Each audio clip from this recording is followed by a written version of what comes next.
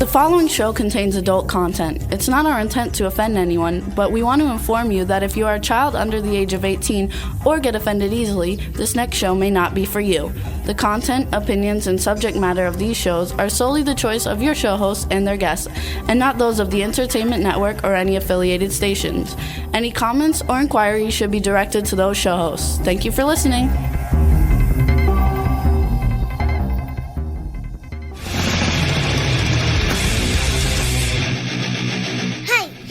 To the Adventures of Bumblefoot on W4CY Radio.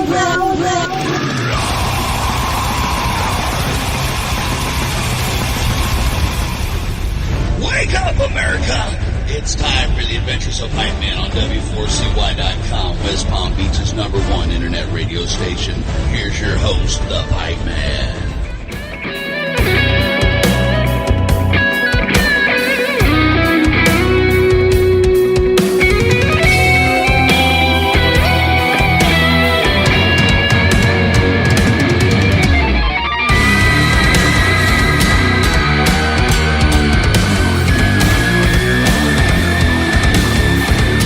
This is the Pipeman here on the Adventures of Pipeman W4CY Radio.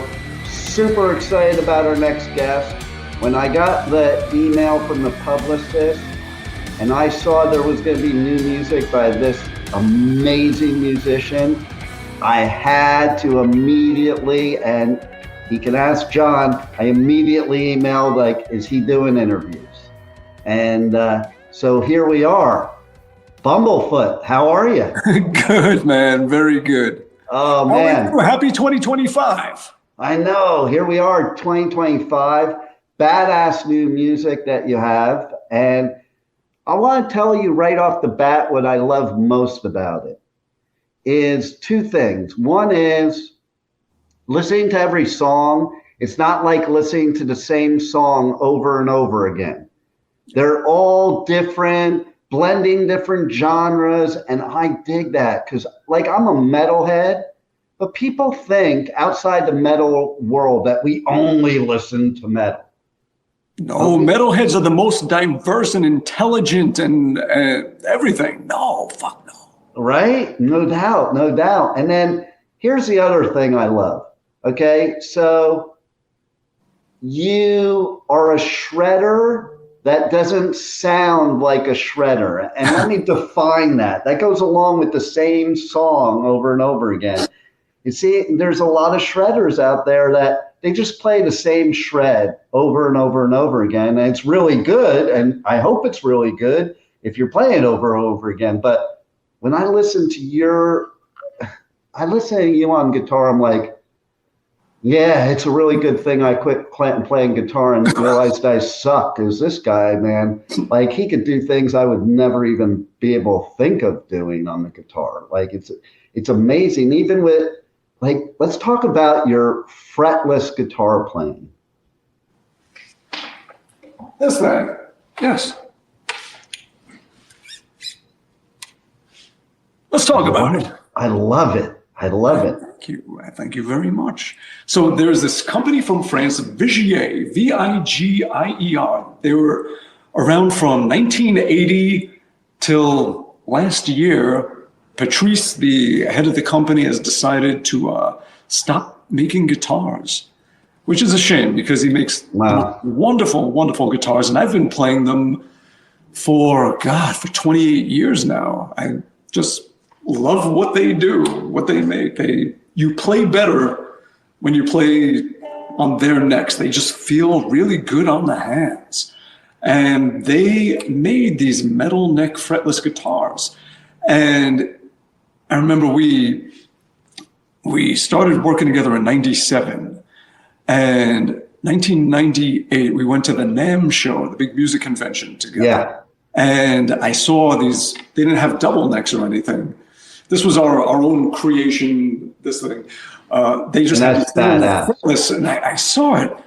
And I was like, why didn't you tell me you make these? Holy shit, look at this thing. And I still laugh thinking about the look on his face. He just looks up in the air and just goes, like, all frustrated. He's like, in 18 years this company has existed, we've only sold one of them. Nobody wants these things. Nobody wants them. It's like, I do. Please give me one. And they gave me one. I took it home immediately, started writing with it.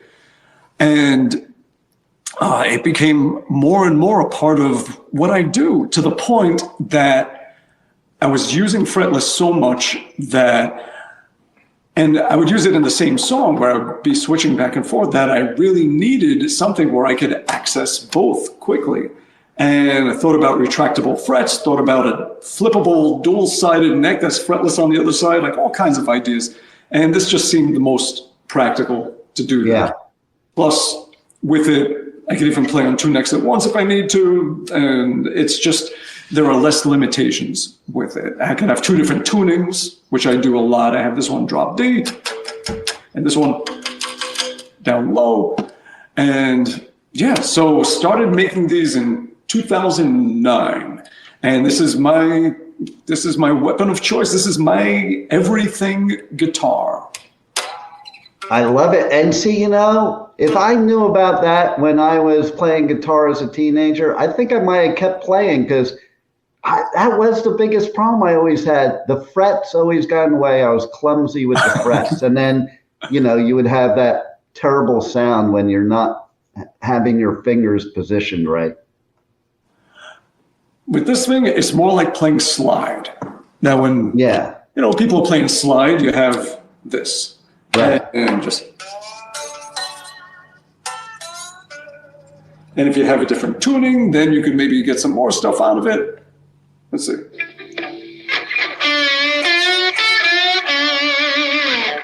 But with the fretless, not in tune,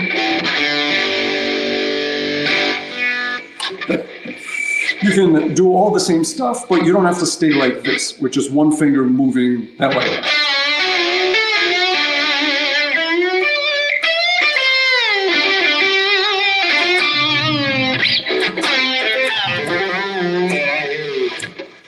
Wow. You know what I just thought of watching that is, like, why don't all these blues lap slide guitar players play fretless? They should. I guess they don't need to, because they got their thing down, but it would be great to see. And even on this new album, I dabble in that a little bit. Songs like Moonshine Hootenanny, things like that. Little bit of that.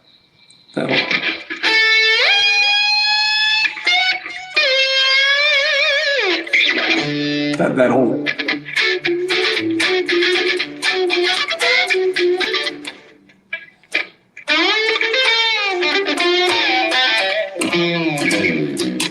Yeah. I also love that the first song on Bumblefoot Returns is 8 minutes and 26 seconds. Break the rules. In 2024, 2025, I love it, man. Hell yeah. I do find that some bands are going back to that. You know, it's like songs now, it's so weird. Some of my favorite songs as a teenager would never even survive today, because the intro was longer than most people will listen to a track on Spotify. Yeah. You know? But one thing about rock music, metal music, is that we love bands and we love albums. Yeah, where we tend to have, I think, a longer attention span. Yeah, exactly. And you know, so you have also some cool guests on the album with you. Let's talk about each one. Tell us what made you pick them for those particular songs. I think the songs picked them. Really, that's kind of how it went. Like, let's see, Guthrie Govan. I was in a guitar magazine in August 1989, and I got a letter in the mail from this kid. I was a teenager, and from another teenager. Is like, "Hi, my name is Guthrie. I live in the UK. I'm a guitar player too. Here, check out my demo." And sent a cassette. And we became pen pals, and we would write each other letters just talking about guitar stuff and sending each other cassettes of our demos and little song ideas. And we would write out the riffs that we're doing. It's like, here's what I did here. I put this finger over here and this one out like this and this like that. And for years, we've been friends since 1989. Wow. So the one song that he is on, that one, well, I was a guest on one of his songs called Rhode Island Shred on his first solo album he put out back in 2006. I had this one riff from 1989 that I never did anything with. And it was always just lingering in the back of my head somewhere. And when I started working on this album, it was 2020. We had a lot of time on our hands. I was like, you know what? Fuck it. Let me make another all instrumental album. And the first thing I did is I grabbed that riff and said, let me turn this into a song finally after how long? And it was that riff that went.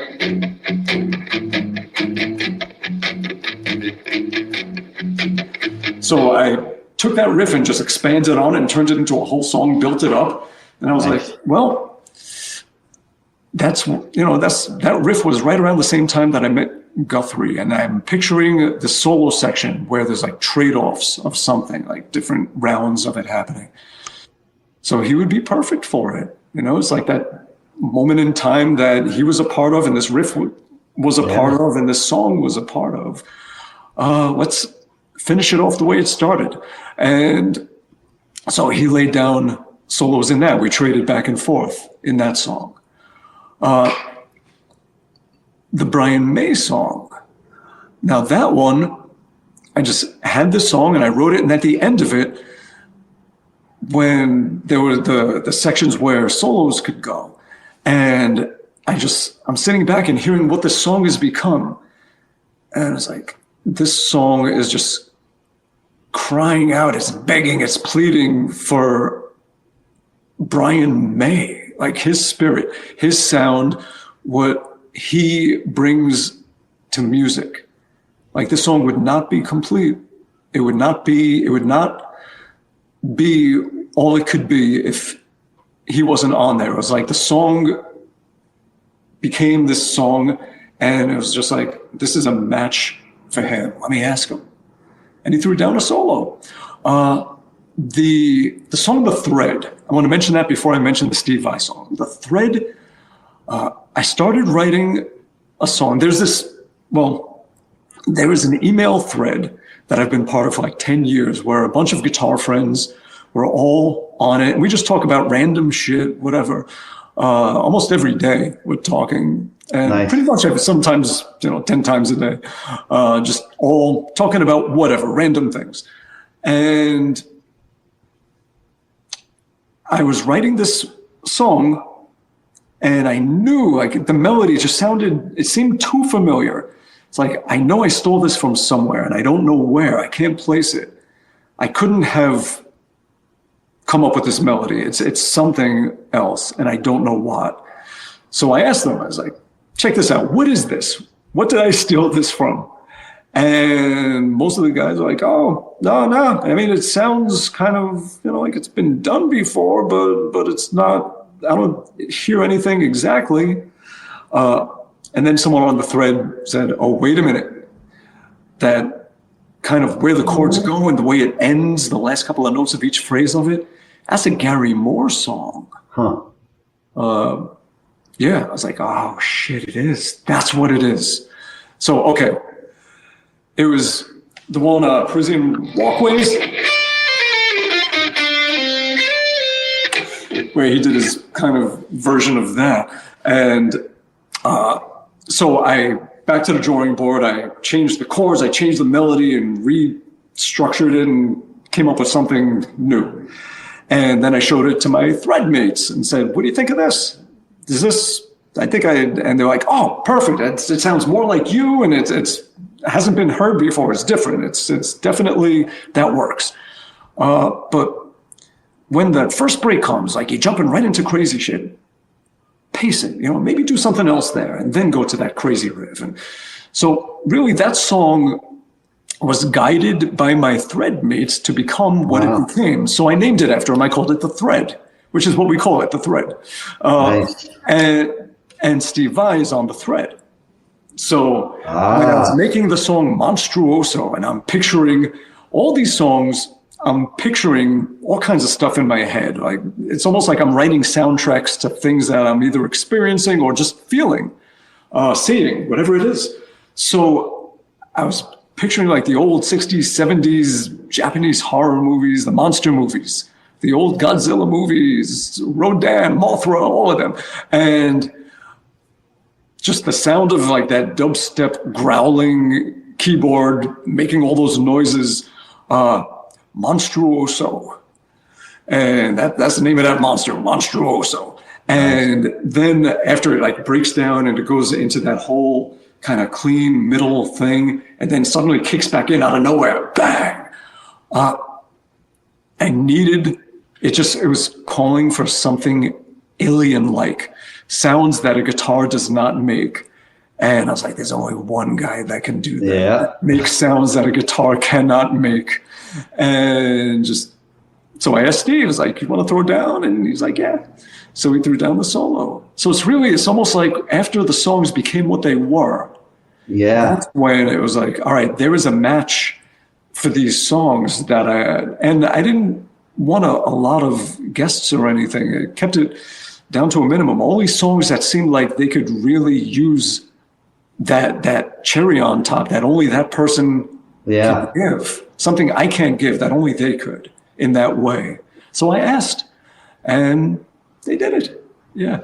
So something that you gave in one of the songs, I can't remember which one it was, but it was so funny because my brother and I last night literally were just talking about Frampton performing on the Rock Hall of Fame and how he was like, he was so happy because he did the like mouth harp.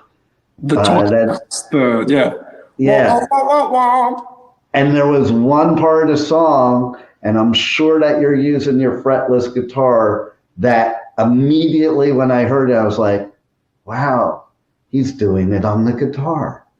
The Greekstown Crossing thing.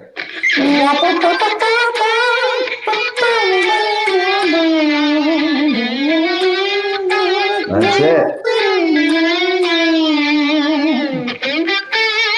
What was that riff? That was it.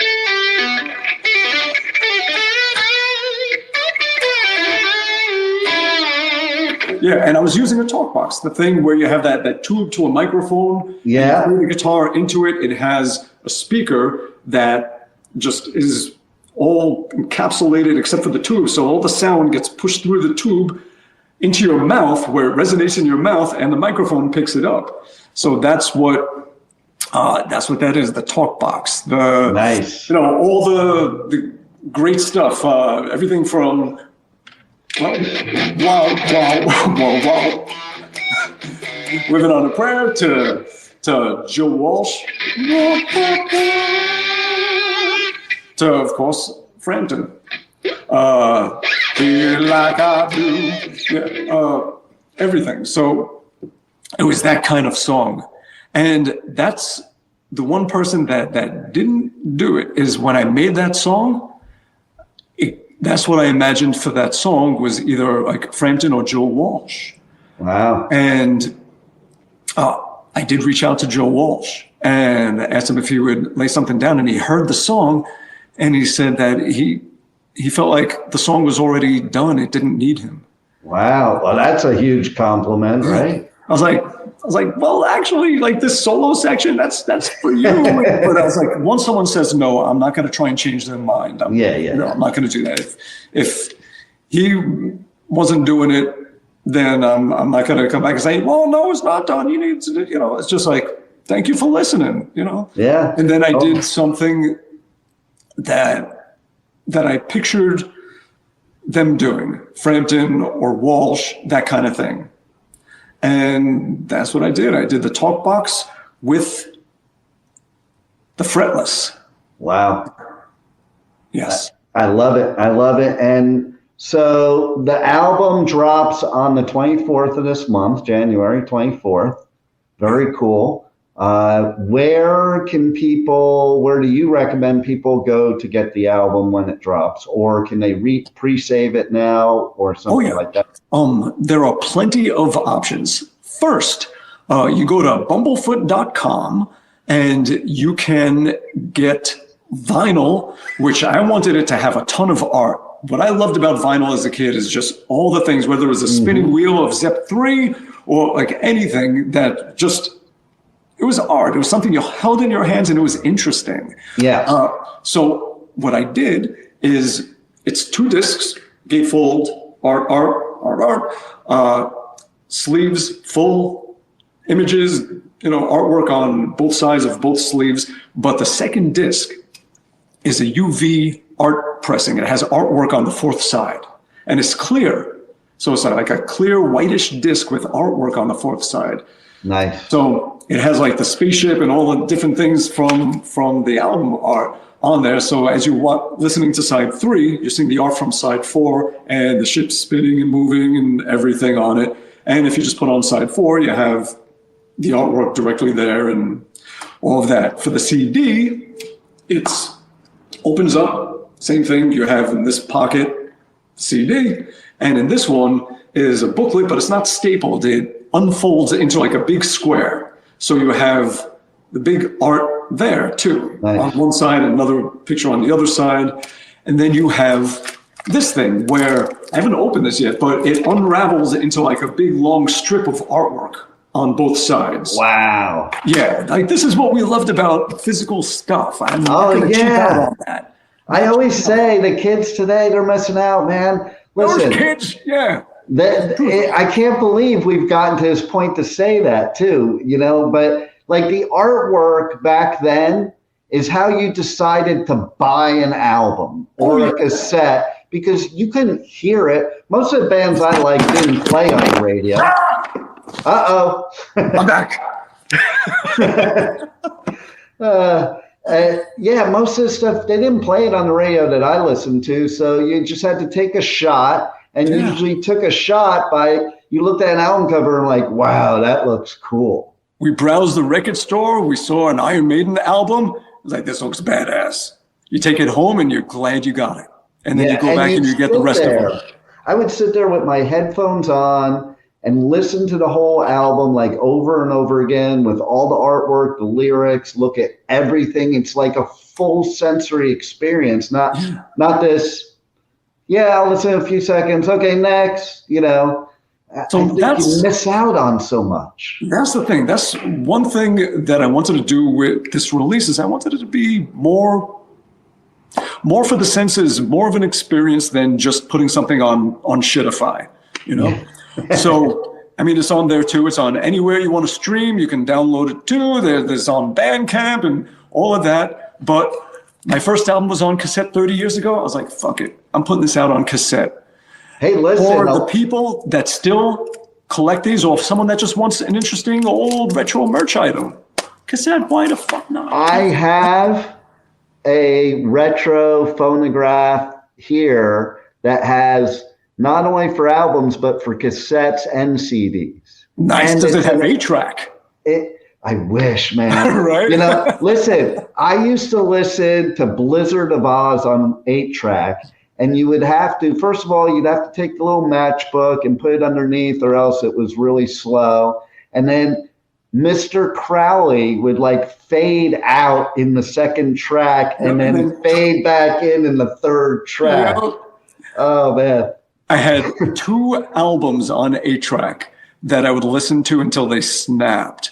One was Meatloaf Bat Out of Hell, and the other one, they were the opening band for Kiss on the 79 Dynasty Tour, a band called New England. This album, this band was so fucking good. Everybody should go back and check them out. And so after seeing Kiss at Madison Square Garden, 79, 9 years old, next day immediately ran to the record store and got New England's album. They didn't have it on vinyl. I was so bummed. All they had it on was 8-track. I couldn't wait another day. I had to have it.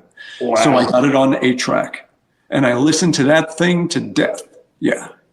So my first album I ever owned myself in my life, not ones that I stole from my brothers, because like that was my introduction to music, because my one brother was 11 years older than me. So that's how I learned about stuff like Mountain and Cream and all those 60s bands. And then I was at Seaside Heights. Sleeside. Yeah. And I can't remember how old. I don't know how old I was. I'd have to do the math at this point. But I played one of the Carney games and won. And the reason I played the game is I saw you could win albums. And so I played it. And there was one, speaking of like the album cover artwork, there was one album that stood out to me just because, wow, those dudes look cool. And it was the original Kiss album when it first came out. That was my first record album. I won it at the boardwalk at a Carney game. That is so cool. Right? So, Seaside, where are you? You're a Jerseyite? I am, but I'm in Florida now. Okay. But so check this out. I was originally in Jersey till 1980. My father moved me to California. And that was what, it was so weird because that's what introduced me to the real like underground metal, because, you know, I was 13 years old hanging out at the Sunset Strip, like walking into the Rainbow with Motley Crue to hang out with Lemmy, you know, at 13 and shit, you know. And I went to the first Metallica show ever in the LA area, like the first public show ever. That is so cool. And then I moved back to Jersey for college. And I was manager of this store on Route 9 in Old Bridge, Harrow's. And I was going to Rutgers. And so, like, the Wendy's I used to go to for lunch, Bon Jovi used to walk in there. But then there was this whole scene in Old Bridge, the Old Bridge Militia. Yeah, I was about to say. So we definitely. So I was at both. I was at both scenes. So you know, like Mark Tornillo and all the TT Quick dudes and Prophet and Edgar Casey and like that whole crew and Trickster and yeah. Yeah, and so then in LA, you know, it was funny too because in LA when Metallica left and then Slayer left, like. Me and my bro used to hitchhike up to the Bay Area to go to the real metal shows. We thought they were real in LA till we got to the Bay Area. And it was like, oh my God, this is like, went to an Exodus show when Kirk was still in the band. And it was like, oh my God, this is insane. And it was so funny because when Slayer first got up there, they were like Exodus and the other bands, Possessed and all that. They're like, yeah, we don't do that up here. You need to take that eye makeup off. Because in the beginning, they used to have the dark eyeliner to look evil. But they're like, no, that don't play up here. And that, and you hear like Slayer talk about to this day about how they had to take their eye makeup off, you know. And but they had nobody to play with anymore in LA, you know. That I saw Stryper open for Slayer. It was the funniest shit ever. You know? The mix. Wow. Yeah, it's like because there was nobody else these bands could play with. And then Motley Crue, they were the first club show I ever went to in my life. You know, like you talk about Madison Square Garden. I saw Beatlemania at Madison Square Garden. I never got to see Kiss there when I was a kid. I saw them there as an adult. I was so bummed. I always wanted to go, but never did. But yeah, I mean, like it's so funny because I have both the East Coast, the West Coast version of everything that happened. And I always laugh when people from Jersey say, yeah, Metallica's from Jersey. And like, yeah, after they were from the Bay Area, after they were from LA. Metallica is not from Jersey. Who says Metallica's from Jersey? Oh, a lot of the Old Bridge Militia people, not the people that are the big people, like the people that weren't that much in the scene. They all like you. I see them at festivals and they're like, yeah, I remember when I saw Metallica because they were originally from Jersey, and that's what they say. I'm like, because they did. If you watch, there's a documentary. I did an interview, and if you check out this documentary, it's called The Jersey Sound. If you haven't seen it. Oh yeah. So in there, it even talks about that. It talks about that, like Jersey was Metallica was from the Bay Area, but they were also from Jersey, only because Johnny Z, is the only one that can get him a record deal. I used to go to Rock and Roll Heaven as a kid. That's where I would get all my stuff, like everything. Right. Yeah. Now, see, how's this? Me and my friends used to go in the valley to this record store called Oz Records. Okay. And there was a store clerk there that we became friendly with, and we would go in and he would recommend all these bands. So you got to check out this album. First one he showed me was Venom, Welcome to Hell, and then he's showing us Metallica, and he's showing us, Bitch, and he's showing us like all these LA local bands. He was Brian Slagle. No way. Yeah, so I went up to him a few years ago. I'm like, that was the most brilliant marketing move ever, because he just started the label while he was a record clerk at Oz Records. And he's like, yeah, I don't think it was brilliant. I was just a record store clerk. Like, he was totally modest about it. But it was like, look at what he built that, you never had, like, where could metal get signed on if it weren't for those two people, Brian Slagle and Johnny Blade, Megaforce. Yeah. I remember Johnny Z, the first albums he recommended to me, he did Anvil, Metal on Metal. He had all these Australian imports of AC/DC. So I would get these like weird AC/DC albums that I would just collect. And what else? Angel Witch. That was good. What else? You know what band is playing that hasn't played in 28 years in festivals that I cover this year? Acid Bath. You remember that name? That goes way. That's like 28 years ago. It's like around the time when your first one was, your debut was. Huh. So you're kind of like in line there. So many cool memories, and look at where we are today. And it's like, it's great that you can come back, make an album like this, and I think it's just as prevalent today as it was when you did the debut. Cool, I thank you. So one more thing I'm going to show you. We were supposed to release a video game with everything also, and then at the last minute, Apple flagged it and for additional review and held it up. So we're waiting until they give the okay so that it could be out there for everybody. But we made a Simon in Space. When I say we, I mean this guy named Radek Grabinski of Gloomyware Software in Poland, who has done all of this stuff. But check this out. Let me if I could give this a flip. Will it flip? Is there a way to flip? Or I'm just going to turn it this way, see if this will work. Oh, there we go. There we go.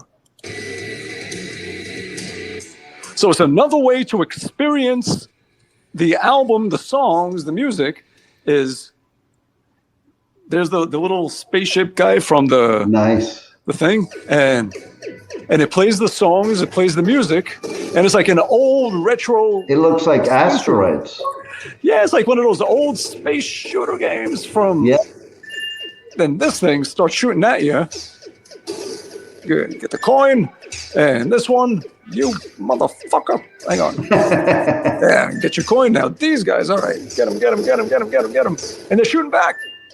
All right. Oh, I want that when it comes out. Look at that. I'm a gamer, so I definitely want that when it comes out. Yeah. So this thing is a free game that we're putting out there just for fun, just so people can enjoy. I want people to have fun with this shit. It's like, I want to have vinyl that's full of art. We have the technology now to make a video game that goes along with it. So put that out and just have it be an enjoyable experience for people as many ways as possible. So it's not just the thing of, oh, yeah, just put out a piece of music. Like I shit it out. No, Right. I want it to be like, remember when he put out that album and it did this and this and this and this? Like, let it be an experience the way it used to be. Yeah, if I was a teenager now in those times, like I would totally get this stuff because of all that. Like I wouldn't even have to know what it sounded like yet.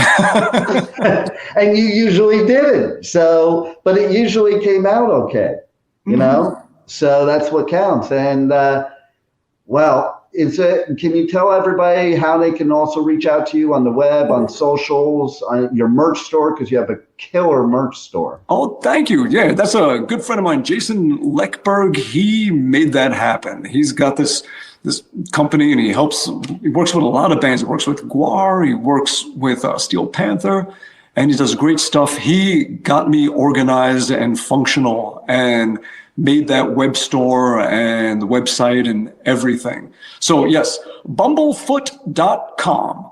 So there's all this stuff and merch bundles. And I did a discography section. It took weeks where I took everything I could recall ever playing on and made a list of like all the guest appearances with the links to everybody's music. Wow. And all the albums and all the video games and all the TV shows and the horror movies and whatever it is.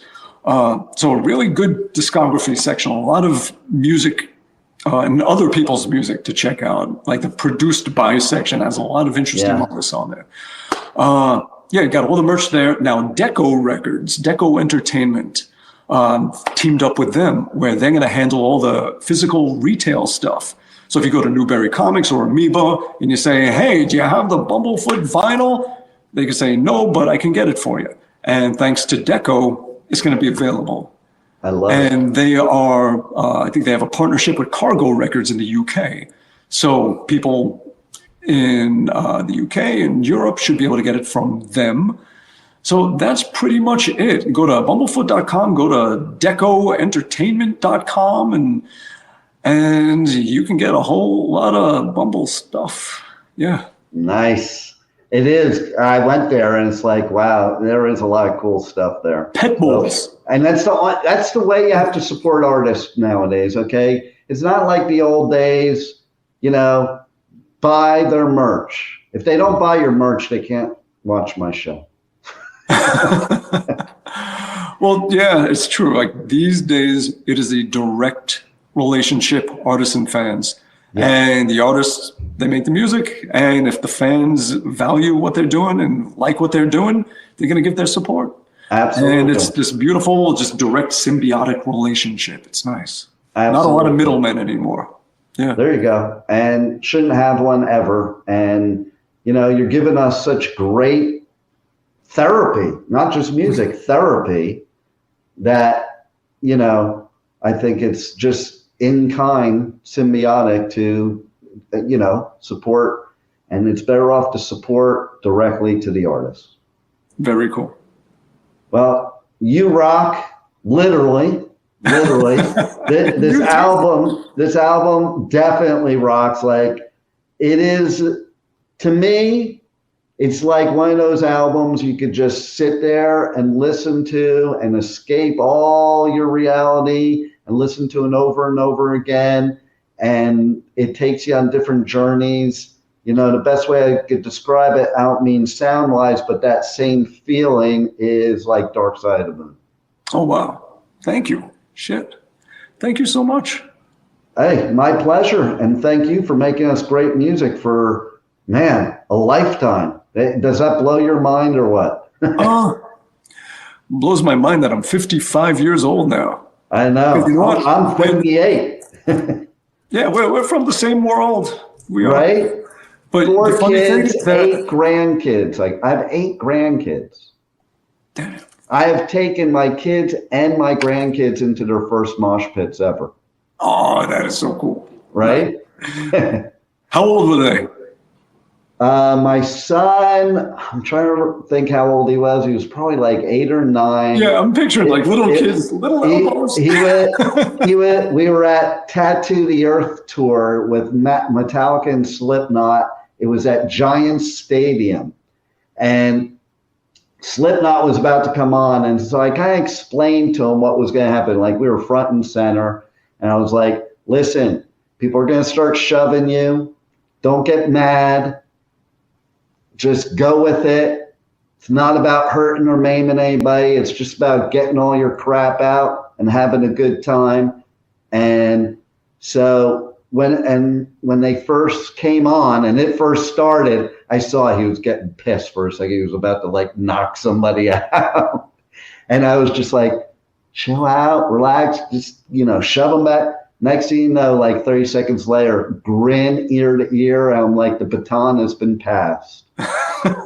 And then I have a couple of my grandsons that one of them I used to bring to a lot, because I go on tour and I do radio coverage at a lot of festivals, all the Danny Wimmer festivals in the United States. I go to UK, Europe, do Hellfest, Download, Bloodstock, all those. And I would bring him sometimes. And he would actually interview bands with me, or they would interview him. But then I brought him into his first mosh pit. It was August Burns Red. Like, that's pretty heavy duty to go in first time. And he had a blast because all of the adults, and I say this because people have such a misconception of mosh pits. No, people look out for each other. Yeah, all the adults were shoving him around like they were protecting him. They were his wall. And they were moshing with him, but like in hit and getting down low with them and at his level, at his, ability, so to speak, or strength. And it's just the experience that you have for a lifetime. My other grandson, he's always now, if I bring him to a show, he's like, can we go up to the front, to the pit? So that's some good parenting and grandparenting right there, I think, in my opinion. Cool, Grandpa. Because, listen, we are the coolest group. People don't know it. They think what they want to think, but we're one big family. Nobody's an outsider. Everybody can just be themselves. There's no bullshit like there is everywhere else in the world. And we take care of each other. And it's just great therapy. Yeah. So well said. Thank you for being a big part of that. And thanks for being on the Adventures of Pipeman. Thank you so much. I appreciate it. Thank you. My pleasure. Thank you for listening to the Adventures of Pipeman on W4CY Radio.